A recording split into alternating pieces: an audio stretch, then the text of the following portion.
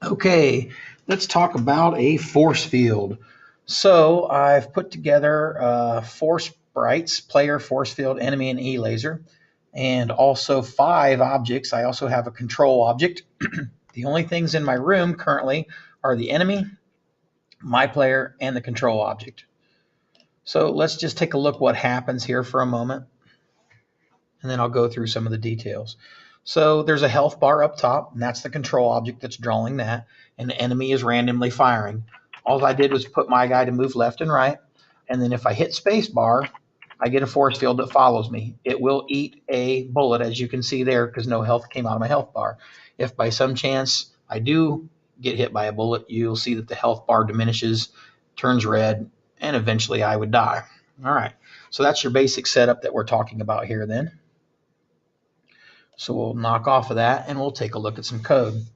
So let's start off with the object player for a moment. And you'll see that there's three things that I've done for here: a create, an alarm, and a step function, and we'll look at all three of those. So the create function just gives him some sort of HP, and it sets a Boolean called cooldown to false. This is what allows you, and again, I guess I should have showed this a little better, but I can't consistently or repeatedly spawn force fields. It actually takes me 15 seconds to respawn a force field, and I'll show you how that's done. It's done using this Boolean. Okay, alarm 0, all it does is it sets cooldown back to false when it goes off. So somewhere in there I must turn it to true. So on step, not a whole lot happening here. You can see that this is some really basic movement. I didn't even keep him on the screen.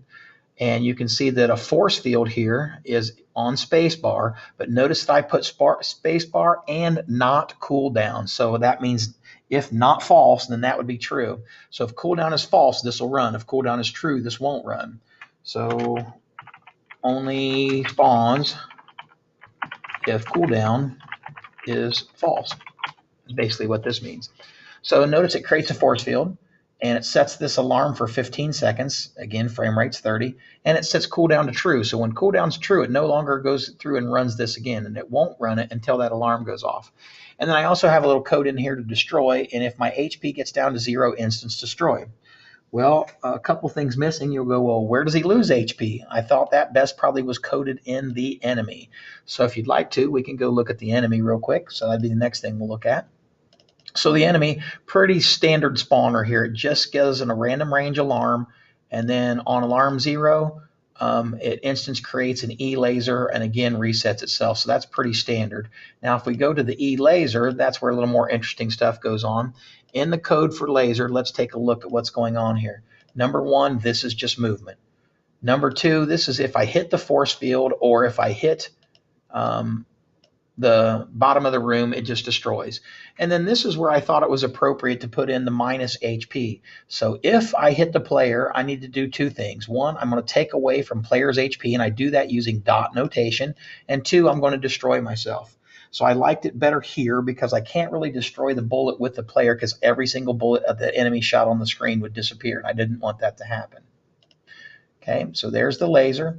And last but not least, I guess we should take a look at the force field. There's a couple things I want you to notice. Number 1, you see the depth over here of the force field? I set the depth to -1, and that makes sure that it spawns in front of the player. On create, I set an alarm here for 4 seconds, and that self-destructs.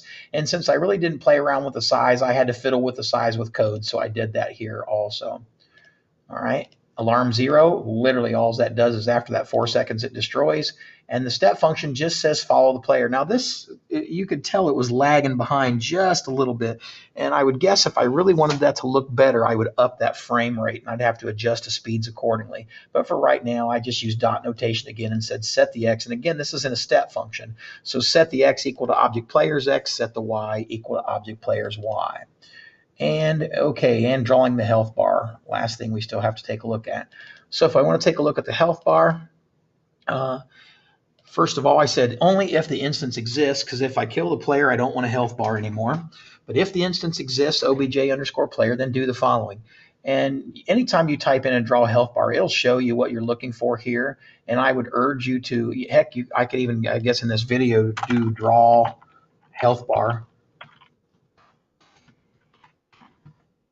And then down here, and I don't know if I can highlight this or not. I can't, but look down at the bottom where it says 6615 modified. I don't know if you can see what's going on down here, but notice that there's X1 is the first thing, Y1, X2, Y2. So this is the positioning of your upper left hand versus your lower right hand part of where you want it drawn. The amount that you're going to do, which my amount was the players.hp times 20. And I did it times 20 because otherwise the health bar would have been tiny. I wanted out of 100. And since his HP was 5, I multiplied each one of those HP points by 20. And then it says back color, min color, max color. Notice I've put dark gray as the back, red is the min, green is the max. And then this last part is either which direction you go to, either right to left or left to right. 0 is diminish right to left. Show back, I said, is true. That's why you actually see gray, and show border. It's actually usually on the outside, but I don't really think that makes a difference one way or another. So again, that's draw health bar. So that puts it all together, and hopefully that's enough to get you started with that. Thanks.